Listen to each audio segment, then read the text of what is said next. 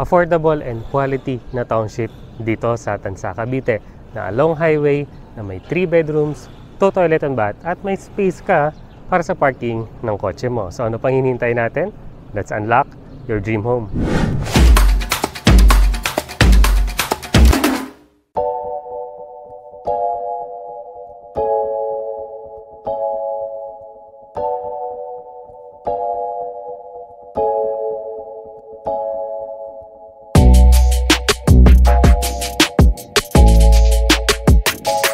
Nearby schools, hospital, places of worship, leisure destination, and commercial establishment. At ang maganda dito, nasa 300 meters lang siya from the highway na may dumaraang bus from PITX papunta dito. My name is Dustin Spolembergo and welcome to another home tour. Today, nandito tayo sa Tansa, Cavite para represent sa iyo ang napakagandang property at sobrang quality na property dito nga sa Tansa, ang Estancia Enclaves na may lot area na 50 square meter at floor area na 55 square meter. Meron itong 3 bedrooms, 2 toilet and bath at ang maganda dito, complete finish po siya upon turnover. So kung bago ka sa akin channel, please like, share this video and subscribe to my channel. We're also on other social media like Facebook, Instagram at TikTok. So start natin yung tour dito sa Estancia Enclave.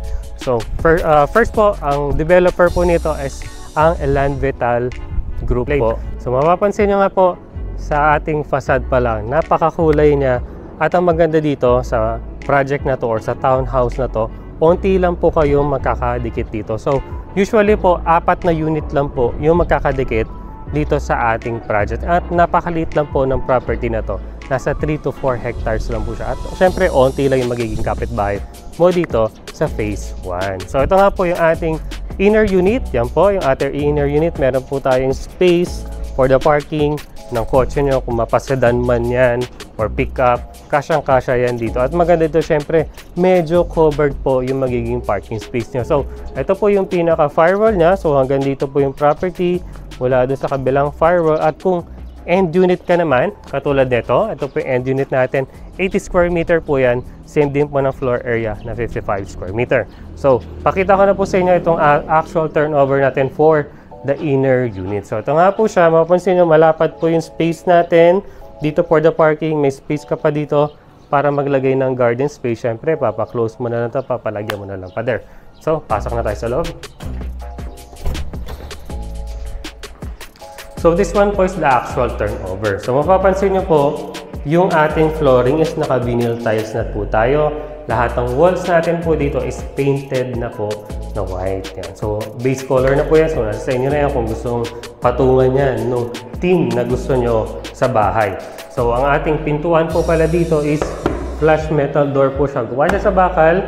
At ang nagustuhan ko rin dito sa pintuan or sa main door na to, meron tayo dito maliliit na windows sa gilid. So yung ang ganda nga rin ng ano niya nung bisagra niya, gawa rin siya sa pang-gate nga yung ginamit nila na bisagra. So sobrang tibay niyan. So moving here dito sa ating space na pwede mong gawing dining space. Yan. Ito nga po yung pinaka-dining space mo. At ang mga bintana rin po natin dito is aluminum encasement window. So ganun po yung open na mga bintana natin. So diba? Ang ganda nito kasi pasok talaga yung hangin pag in-open mo siya. So kung maglalagay ka ng grills, syempre dito mo siya ilalagay sa loob. So hindi siya labas. So mas maganda yun kasi hindi siya masyadong halata sa labas. So pwede kang maglagay lang ng basic na grills dito sa area na to. So moving here sa ating pinaka-kitchen. So this is the actual turnover for the kitchen. May mga base cabinet po tayo sa baba. Naka-ceramic tiles na tayo sa countertop. At meron ka ng stainless steel sink na malalim po at meron na syempre yung faucet. Meron din po tayo dito mga outlet for your appliances. At syempre, lalagyan mo na nga lang to ng mga overhang cabinets. So, moving here naman sa ating pinaka-living space. Sa living space mo, ito na po siya. Medyo maganda yung space niya kasi malapit lang siya from the dining papunta dito. Cute na cute talaga yung ating living space dito. Kompleto na rin tayo syempre ng mga outlets for the electricity, the cable, at saka sa telepono. Meron na rin po siya. At syempre, meron ka rin bintana dito sa gilid papunta dun sa pinaka-service area mo na ano rin siya, metal aluminum encasement din siya. So, dito naman tayo sa side na to. Pakita ko muna sa inyo yung service area.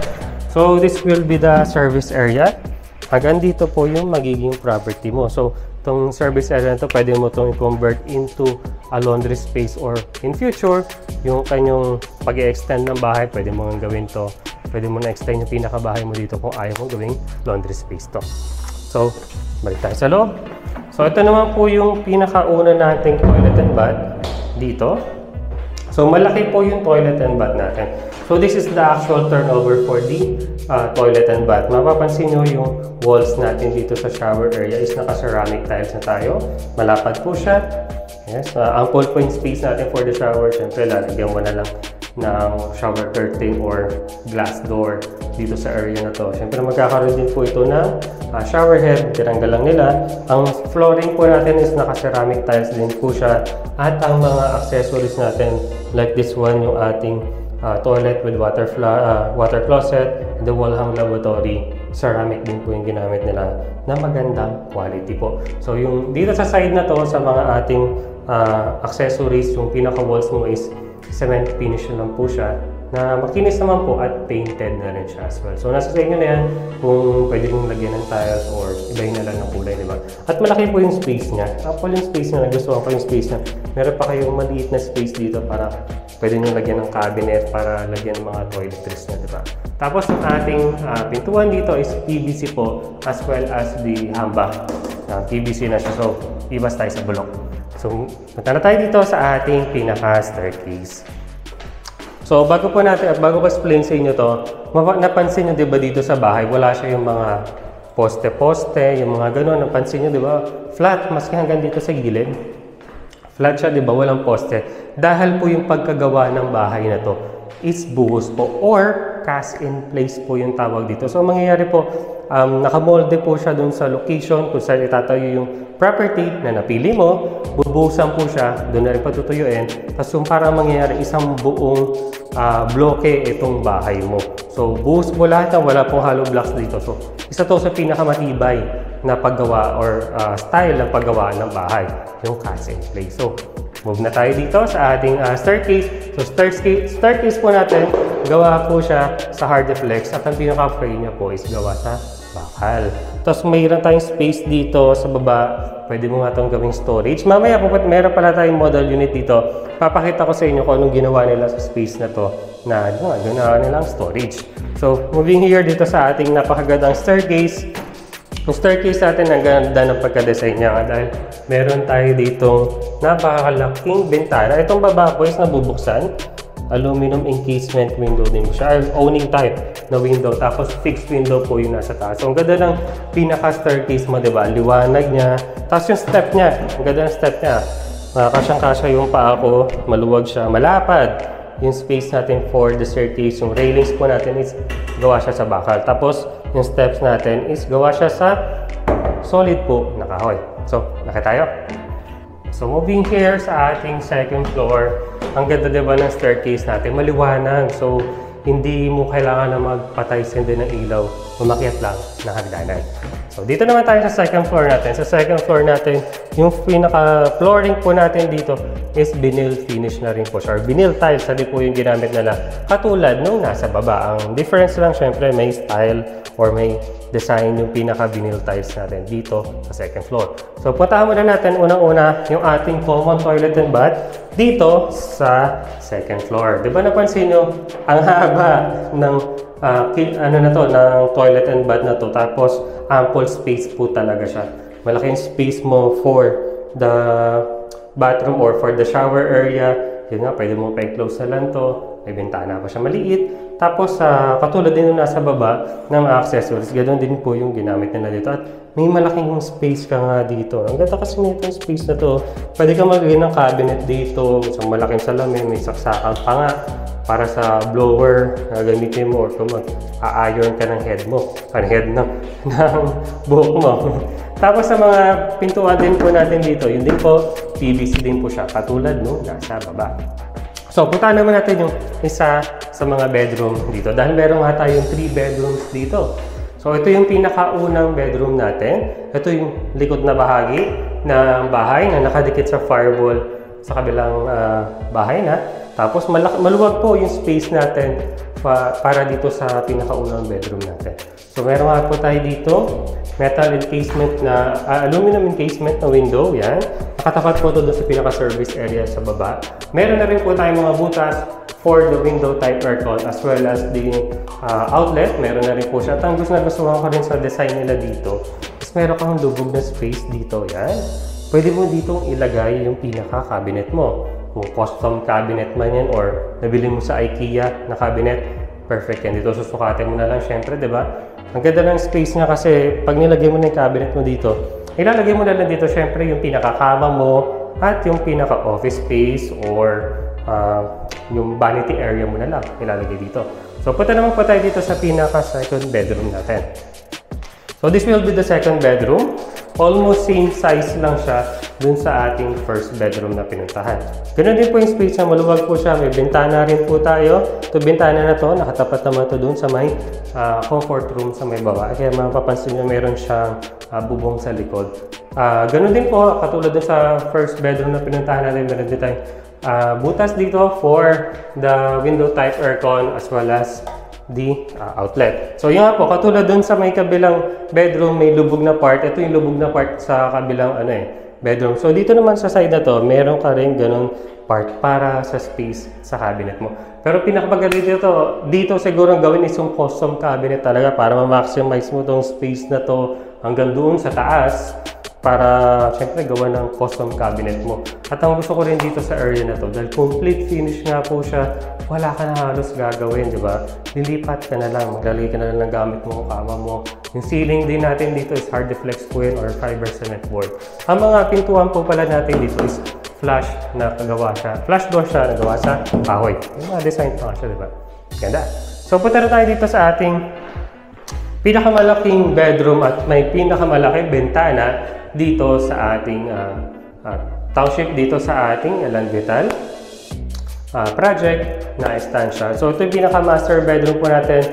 Maganda niya, meron siyang malaking bintana dito sa unahan, katapat sa unahan siya. Ganoon din po siya, na aluminum encasement din mo siya. Ramdam mo yung lamig ng hangin dito sa tansya. So ganoon din po, katulad ng dalawang bedroom, meron tayong butas for the window type aircon as well as the outlet. At ang gusto ko dito sa area na to, malaki yung space natin. Pwede kang maglagay dito ng queen size na bed. Siyempre may space ka pa sa kabilaan pag naglagay ka ng queen size bed dito. Tapos dito nga sa area na to, dito yung pinaka space mo for the cabinet. Yung katulad din ng dalawang bedroom na pinuntahan natin, may space ka rin para sa cabinet mo dito sa area na to. So puntahan natin yung pinaka model unit natin para may idea kayo kung ano yung tsura niya, kung may mga gamit na, at syempre may mga kama na, diba? Tara, punta tayo doon. So dito na po tayo ngayon sa ating pinaka model unit. Katabi lang po siya na pinuntahan natin. Actually, this one is inner unit din po siya. So same lang po na tayo ng floor area and the lot area doon sa unang pinuntahan natin na unit. So ito na po siya. Wala na pong pinagbago dito sa pinaka exterior ng bahay. Ang mga changes lang, siyempre, yung dito sa ating interior. So, ito na po yung pinaka kanyang model unit natin. So, pagpasok mo dahil yung kabilang switch nga siya ng kabilang side, nandito yung pinaka living space natin. Ganda ng living space niya, di ba? Ang cute niyan tignan, parang nasa condo. Tapos, syempre, yung pinaka-flooring nila, pinalitan nila from vinyl tiles to ceramic tiles. So, ito yung pinakita ko sa inyo kanina, sa may staircase. Yan, nilagyan na lang nila. Actually, nilagyan na lang dito, pinaka-pintuan na lang Yung nilagay nila dito, tapos nilagyan nga nila ng divider. So, nasa sayo na to kung anong design yung gusto mong gawin dito sa pinaka-staircase natin na storage area. So, bago tayo makyat, puntahan muna natin tong dining space mo. So, sa dining space nga, dito na nga rin nilagay yung pinaka-TV. So, ang ganda ng space dito, napaka-cute niya. Na-maximize talaga nila yung space for the townhouse. Tapos yun nga yung sinabi ko sa inyo kanina, nilagyan nila ng mga overhead cabinet dito sa kitchen. Same din po yung kitchen nila. Wala namang masyadong binago. Yung tiles nga na binago. Tapos nagdagdag ng mga cabinet. At syempre may mga appliances na rin. Yan, di ba? Ang cute niya. Ang ganda ng space dito na pagka-maximize nila ng space. Pupuntahan naman natin yung toilet and bath. So dito sa toilet and bath, yan. Ang ganda ng pagkagawa nila dito sa toilet and bath eh. Nagmukha siyang hotel. May pagka-hotel vibes dito sa ating toilet and bath dito sa ground floor. Dahil malaki nga yung space niya, marami kang pwedeng ilagay. For example, this one, yung napakalaking salamin sa area na to at may mga shelves pa silang nilagay. Tapos ito yung sinabi ko sa inyo kanina, pwedeng glass door, yung pwede mong ilagay, or sliding glass door, or kung siyempre kung tipid gusto mo, shower curtain na lang. Tapos yung ating walls, napansin nyo rin, lahat ng walls nila dito na ceramic tiles na nila from bottom hanggang dun sa may ceiling. So, pinalitan na lang nila. So, pwede mong gayahin to. Tapos dito nga sa ating pinaka laboratory or sa wall hang laboratory natin, nilagyan nila ng cabinet sa baba. May space ka pa nga dito. So, pwede mo pang dagdagan pa ng mga cabinets dito, di ba? So, punta na tayo dun sa taas. Pakita ko sa inyo yung ginawa nila sa mga bedrooms. So, moving here sa ating staircase, yung kabilang side lang ng staircase yung nangyari dito, yung nilagyan nila ng napakagandang drapes dito sa ating staircase. Siyempre, pero parang hindi masyadong ganun kaliwanag. At pwede mong lagyan ng mga katulad dito. Yung mga frames. Pwedeng lagyan mo dito yung mga portrait ng families mo sa area na to. Ganda ng space na to. Masyadong sobrang laki niya. So, pwede kang maglagay dyan ng maraming frames. So, puntahan na nga po natin tong toilet and bath natin dito. Yan. Ganda ng toilet and bath natin dito sa second floor. So, katulad nung nandun sa baba, ganun din yung ginawa nila. Pinalitan din nila ng tiles. Yung pinaka walls natin from floor to ceiling na yung tiles nila. Tapos yung mga accessories, di naman nila pinalitan eh. Dinagdagan na lang nila actually. Yung mga shelves and cabinet. Tapos may napakalaking mirror sa area na to. So, ang ganda niya. So, punta na pa tayo dun sa first bedroom. So, this is the first bedroom. Yun. Diba? Luwag niya. Ang ganda ng space na pagka-design nila dito. Pinalitan nga nila yung kulay or dinagdagan nila ng kulay na mas maganda. Tapos yung cabinet na sinasabi ko sa inyo kanina. Ito yun. Ito yung space na yun. Yung nakalubog na part siya. Diba? Ang laki ng space. Napaka-space saver niya. Tapos meron ka pang maliit na space dito. Yan. Tapos syempre, pwede mo lagay nga katulad nito, study table or vanity table mo. So, ito naman tayo doon sa pinaka second bedroom natin. So, ito yung kabilang side niya nito. Yan. So, ito naman, pink na pink ang ating second bedroom. Ito nga rin, yung cabinet na sinasabi ko sa inyo. Naglagay din sila ng custom cabinet dito. Tapos, perfecto para kay ate. Oh, laki ng space mo. Tapos, meron ka pang maliit na table sa gilid. Or, pwede mo lagyan din ng vanity table dito sa area na to. So, punta naman tayo dun sa part na maganda. Syempre, yung master bedroom. So, dito sa master bedroom, ang ganda nung ginawa nila. Hindi nga pala yung ginawa nila dito sa pinaka-flooring nila. Pinalitan nila ng vinyl tiles from yung sa nakita nyo kanina. Pinalitan nila ng ito. Mga vinyl tiles din po siya na pahaba naman siya. Yung parang wood plank yung design niya. So, pwede nyo gayahin din to. Alam ko, mura lang to sa Lazada. Mga 28 pesos each lang yan. So, diba? Ganda yun. So, ito naman, yung pinaka-master bedroom nga natin. Ang ganda ng nilagay nilang malaking queen size bed ata itong size na to. Tapos may space ka pa nga sa gilid. Yung mga cabinetries ka pa. Tapos ito ang ganda ng design na ginawa nila dito sa shelvings. Meron pang nakalagay na design. Tapos ito nga yung pinaka ating cabinet dito. Yan. Diba? Laki nung nilagay nilang cabinet. Napakalaking space saver kasi mostly mga cabinet talaga nagpapasikip sa mga kwarto, diba? So pag wala yung cabinet na nakaharang, malaki yung space mo sa paligid ng room mo. So punta naman tayo dun sa part na gusto mong malaman. Magkano po ba ang price nito? So baba tayo, papakita ko sa inyo yung price nito. Kaya doon na tayo sa part na gusto mong malaman yung presyo na itong bahay na to. So, itong i-flash ko pong price dito. Ito po, flash ko na po itong price na to. This one is for the inner unit na 50 square meter na lot area at 55 square meter na floor area. So, available po tayo dito. Nakita niyo po, to bank financing po. At ang maganda dito, ang laki po ng discount nila dito sa Estancia Enclave. So, ang discount nila for this one po is 860,000 na discount. So, laki po ng discount niya. So, pumapatak po na ang pinaka-total contract price po natin is 3,160,000. So, less po natin ng 860,000 na discount. Ang laki, di ba? So, pinaka-total contract price na lang nito, less ng discount, is 2,300,000 na lang po. So, di ba, laki ng matitipid mo dito. So, plus natin nga, dahil bank financing to, meron tayong miscellaneous fee na 8.5%. That is 195,500 pesos. And then, ang down payment po natin dito, kung pwede ka mamili, mapapansin nyo naman po kung 5% or 10% na down payment. So, punta na tayo dun sa ating pinaka 5%, that's 115,000. At ang reservation fee po natin dito is napakababa lang, 20,000 na po ang reservation fee natin. So, net down payment po nga po dito, less natin ang reservation fee is 95,000 na po.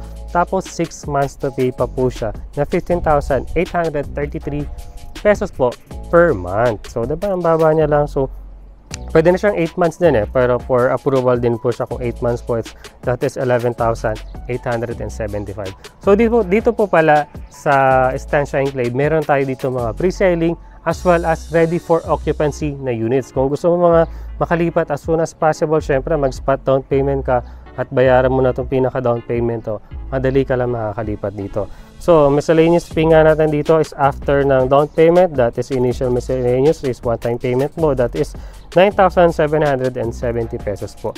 At ang monthly amortization po natin dito, nasa interest rate po nila is nasa 7%, dahil bank financing natin. At ang maximum po natin dito na years to pay is 25 years po, that is 16,756 pesos po. So, yan po yung pinaka-price natin dito sa Estancia Enclave. So, ang required income po pala ng 25 years to pay is 55,854 per month po dapat ang income din niya. So, pwede mo na itong screenshot mo na lang po ito kung nabilisan ka doon sa aking pagsasabi ng price nito. Screenshot mo na lang to, send mo sa akin yan, mag-usap tayo kung interested ka sa bahay na to.